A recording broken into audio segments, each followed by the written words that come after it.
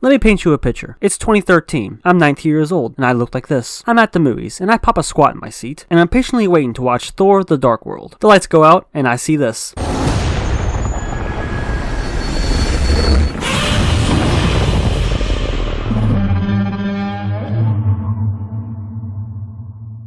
The audience, and myself included, cheer. And even though Thor 2 sucked, this teaser was incredible. Also, I got this badass cup. So in 2014, Warner Bros. And Legendary released Godzilla, the second American entry into the franchise since 1998, officially kicking off their MonsterVerse as they called it. And since then, we've gotten 3 more entries. 2017's Kong Skull Island, 2019's Godzilla King of the Monsters, and 2021's Godzilla vs. Kong. It's an interesting collection of films that have slightly different takes on the genre, but are still part of the same universe. As of right now, the status of whether or not there will be another addition into the MonsterVerse is unknown. But what I want to do is go through and look back at these movies and give my thoughts on them, and at the end, I'll rank them. I like all these movies, and each one for different reasons, and I'll explain what those reasons are in each section. But first, I wanted to do a little history lesson on how the MonsterVerse came to be. So kick back, relax, and enjoy my review of the MonsterVerse movies. 2 to the 1 to the 3. I like good pussy and I like good tree.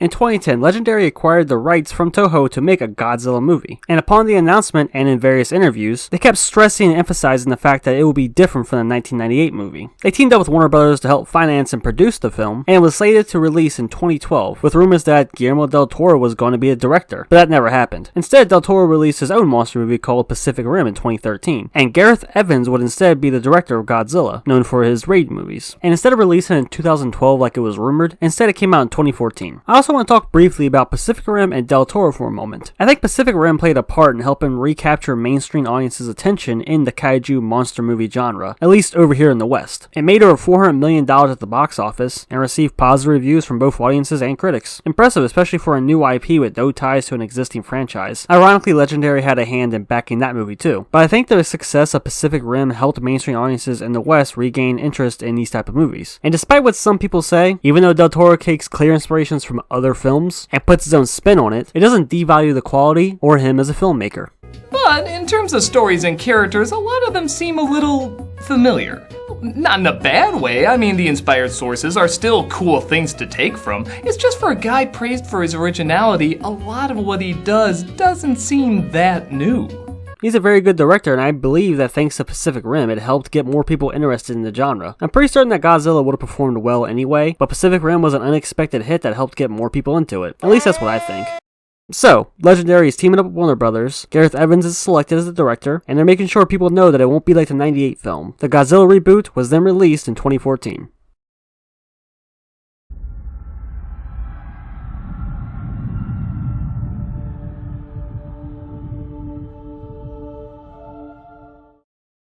Godzilla 2014 is an interesting movie, and one that people either love or hate. And the biggest reasons for this seems to be the fact that it focuses mainly on human characters, you don't see Godzilla that much in the movie, and there's no real monster fights until the end. And I was one of those people who were a little disappointed because of those very reasons. But upon rewatching it years later, I grew to enjoy it a lot more. There are still things that I don't like, but I have a newfound appreciation for this movie. The first thing being that you see the size and scale of Godzilla and the Mutos. You see the destruction they cause from the human's point of view, showing just how big and powerful they are, and how they're basically forces of nature, especially Godzilla. When he rises up out of the ocean in Hawaii and causes a damn tsunami, it's pretty epic, and you're only seeing little bits and pieces of him until he finally makes his entrance at the airport. It's really awe-inspiring. I'm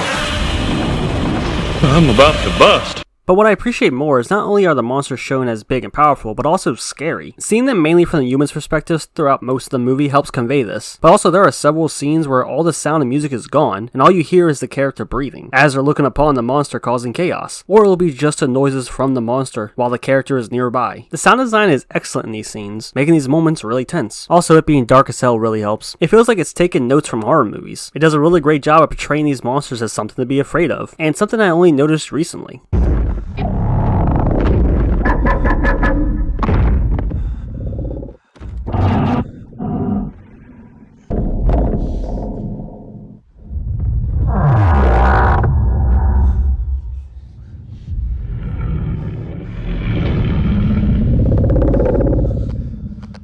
Also, there are some great shots and scenes throughout the whole movie, like the ones of packed streets and destroyed buildings, Godzilla's airport entrance, the halo drop, Godzilla charging his atomic breath. It looks good is what I'm saying. And there were several times I just said, yeah, that's cool as hell.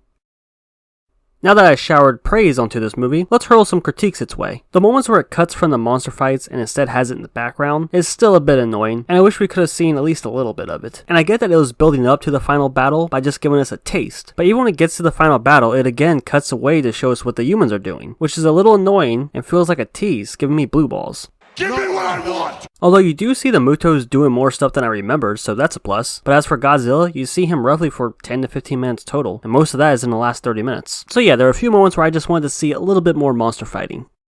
Now, most people shit on the human characters in this movie because they're pretty one-dimensional and basic. I agree, but honestly, they didn't bother me as much as I remembered. I think they're serviceable and play their roles to get the plot going. I think that Bryan Cranston's character was the best. He gave a pretty good performance, and was the most memorable out of everyone. My wife died here! Something killed my wife! And I have a right to know! I deserve answers! It sucks that he was killed off 40 minutes in, because I found him more interesting than anyone else. Ken Watanabe as Dr. Serizawa was fine, he didn't blow me away. Although he has the best line in the whole movie. Let them fight. So he gets bonus points for that. But even though the human characters don't bother me as much as they used to, I still gotta admit they aren't that great. They aren't bad, they're just serviceable. And I think if we would have seen the monsters more and spend more time with them, then people wouldn't really care that much about the human characters not being that great. But when they have the most amount of screen time, and they keep cutting from the monsters to the plain Jane characters, it does make you go, ah damn it, why? And those are really my only complaints. The music is great along with the CGI and effects. All the other stuff I never noticed before that I'm just now seeing really elevates this movie for me. I like it more now than I did before. It's a different take and shows these monsters as destructive, scary forces of nature and how terrifying they can be. Would have liked to see a bit more monster fighting, but other than that, I really like this movie.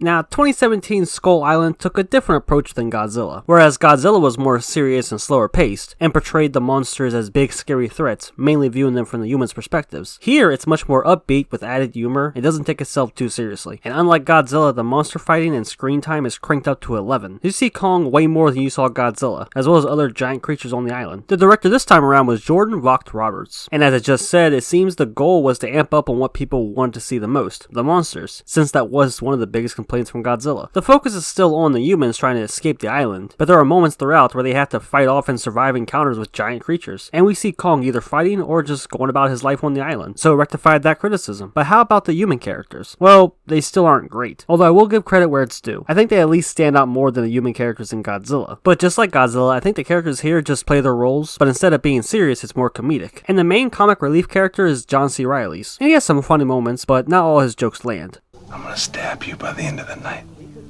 Really? Just kidding. Even though there are some A-list actors here like Samuel L. Jackson, John Goodman, Tom Hiddleston, and Brie Larson, I feel like they aren't given much to work with. The only characters I found somewhat interesting was John C. Reilly's because he's been trapped on the island for 30 years and is a bit bonkers, and Samuel L. Jackson since he has this personal vendetta against Kong. But even though it doesn't have deep complex characters or narrative, it makes up for it in the fun factor because this movie is a blast. You have great over-the-top action set pieces throughout the whole movie, and honestly, I was smiling the whole time I was watching. It's also very fast-paced and just moves right along from scene to scene. Even the scenes that are meant to be just exposition dumps are made entertaining. Sure, some think this might not be the best way to go about it because it doesn't spend much time developing the characters, but I can say that I was never bored, and I was constantly entertained the whole time despite the fast pace. This is definitely an interesting approach to King Kong because previous remakes were more serious and artsy. I think James Rolfe put it best. But it's probably not for everyone. And I think part of the issue is that Kong has always been held as this high standard. Like, you know, the original was this groundbreaking masterpiece. And with the 76 remake and the 2005 remake, even if you didn't like those, you can tell that they treated it like it was important. It was this thing that they had to get right, this high-class work of art. But this one doesn't take itself seriously. This one comes right out and says, hey, let's have fun with it this time.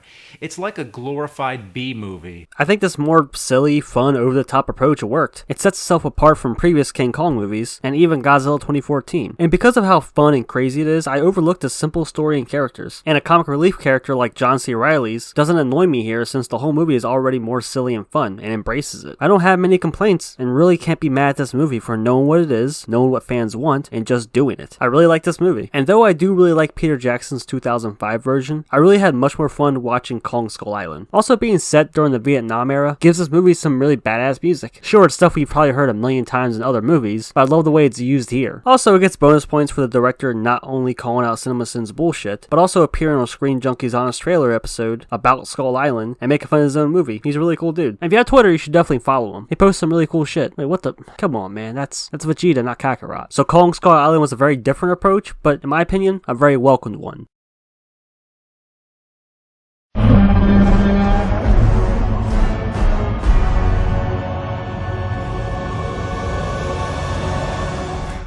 So King of the Monsters seems to be even more decisive amongst fans than the 2014 Godzilla movie. Personally, I really enjoyed it and thought it improved upon just about everything from the previous one. So I asked you guys for help here, to see what exactly people didn't like about it. Ironically, most of the comments were telling me that this was their favorite in the MonsterVerse. But there were quite a few that made some good points, and I'll go over what those are towards the end of the section. But first, I want to give you my thoughts on it.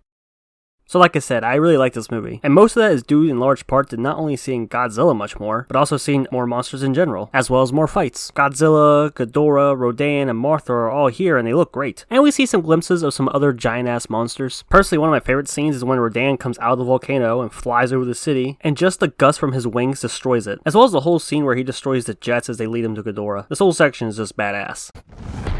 Do a barrel roll! Also, what I like about Ghidorah is that each hit has his own personality, and I like the moments where they're kind of bickering with each other. And Mothra has one of the most beautiful scenes in the whole movie.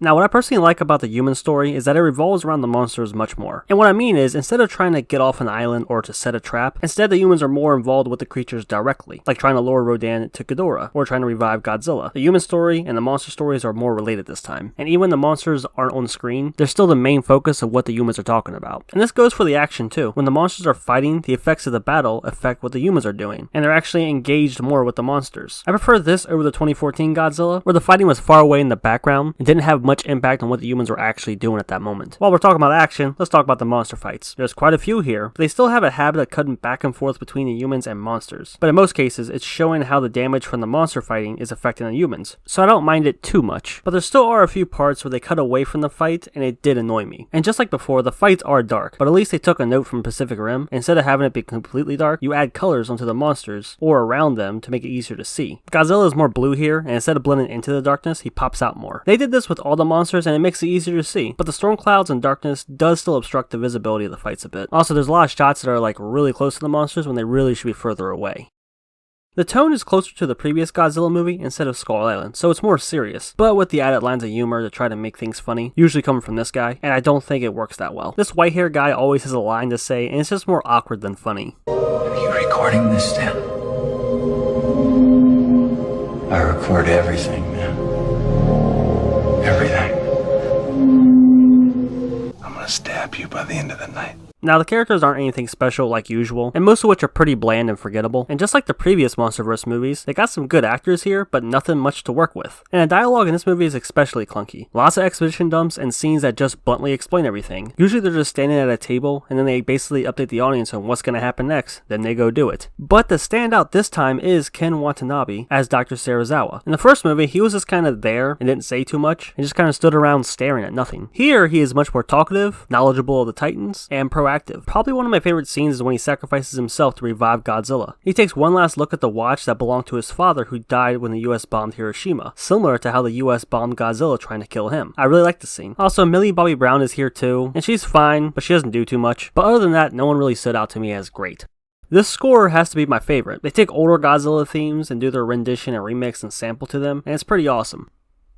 Now I want to talk about why many don't like this movie. The main reason I see for people not liking it comes from the human characters, and finding the story pretty dumb. Mainly the Eco-Terrorists' plan to reshape the Earth by awakening all the Titans. Yeah, because that's a smart idea and won't end badly at all. The dumb story didn't bother me because I knew it was basically just a vehicle to get all these Titans awake and to see more fights. But after rewatching it and reading what people say, I think I see why many think the story and characters are even dumber here. It's because not only is it far more out there than the 2014 Godzilla human plot, which was fairly straightforward and simple, but just Just like that movie, it's played straight and serious instead of goofy and silly. When you have a movie that doesn't take itself seriously like Skull Island, you can look past the ridiculous parts of it. But with King of the Monsters, it doesn't go that route. And since it's so serious, it makes you look more critically at its story and characters. Also, the death of the mother is another thing that people took issue with. Not because she was a beloved character and that they hated seeing her die, it's actually the opposite. She sets everything in motion and causes the Titans to wake up. But she has a change of heart at the end, and the movie presents this as she's redeeming herself. Even though she was batshit crazy for joining the eco-terrorist group and unleashing the Titans, people just didn't like her or the sudden switch. Now, I think the story can work with the eco-terrorist group and awakening the Titans, all that. It's a ridiculous idea and story, but if it took a Skull Island approach and wasn't as serious, then it could have worked better. But there are a few counterpoints I've been seeing online, saying that if it was more silly and goofy, then it would remove the weight of Godzilla fighting Ghidorah. It wouldn't feel as impactful or important. But for me personally, I really liked King of the Monsters. I thought it handled the human/monster story better by having them be more connected. Also, I love the bits of lore and history we get throughout the movie about the Titans. Seeing the ancient city where Godzilla was feeding was cool, hearing about Ghidorah was great, and the mentions to Skull Island was a nice addition. I know it's a bit controversial, but I really liked King of the Monsters.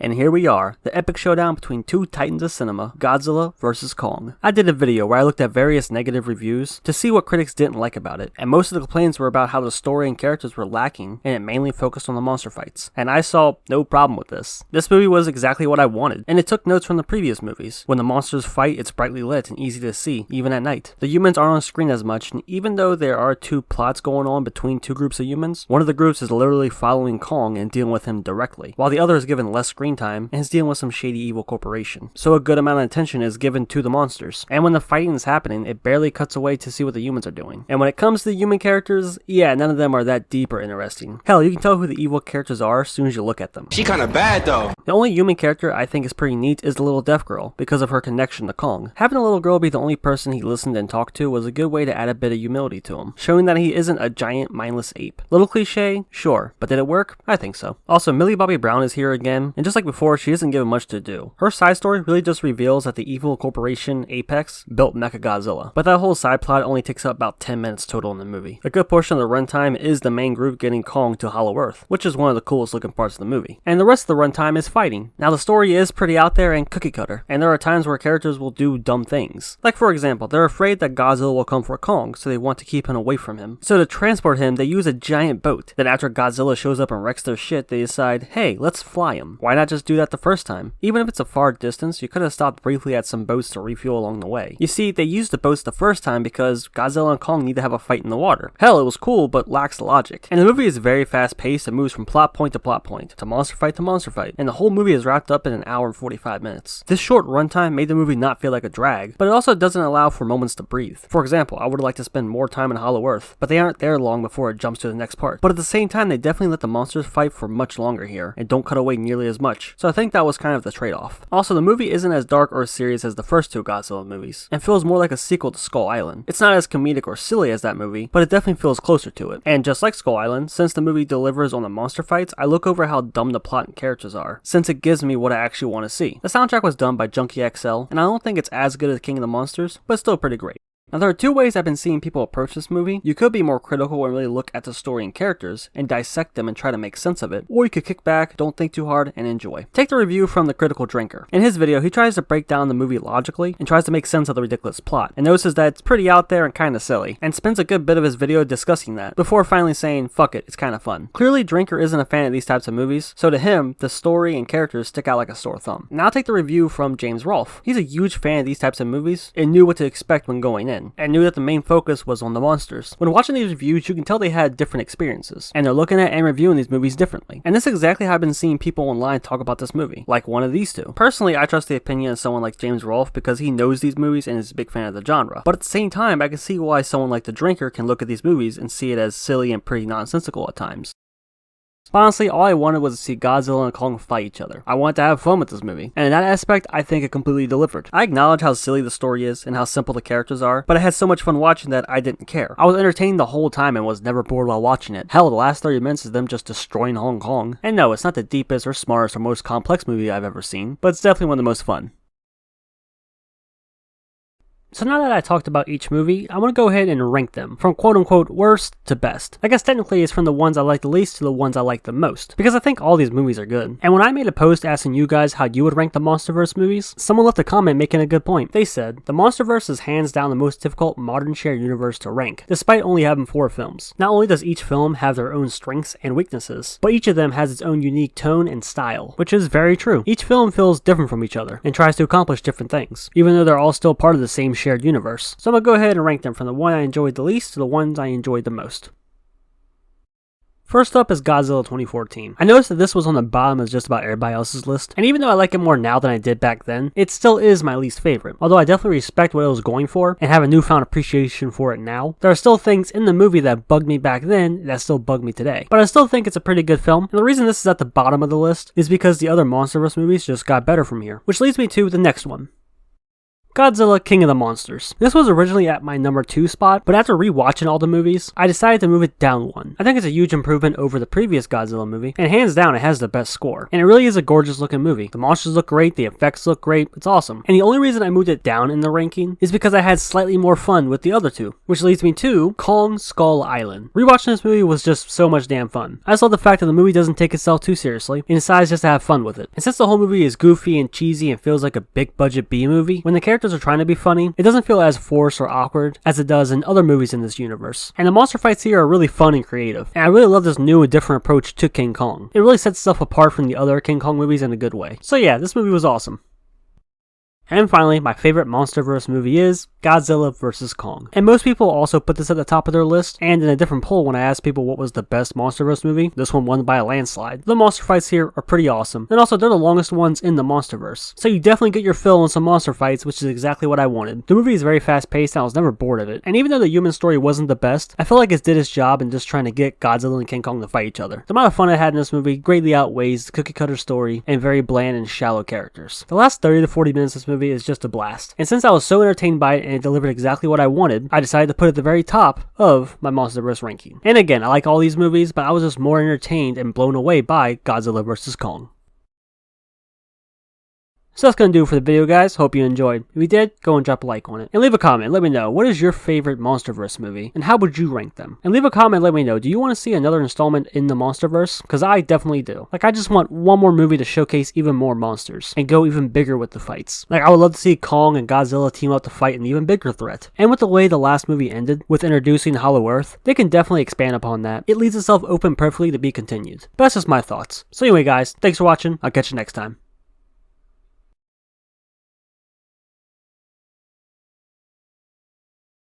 Got a family, Phil?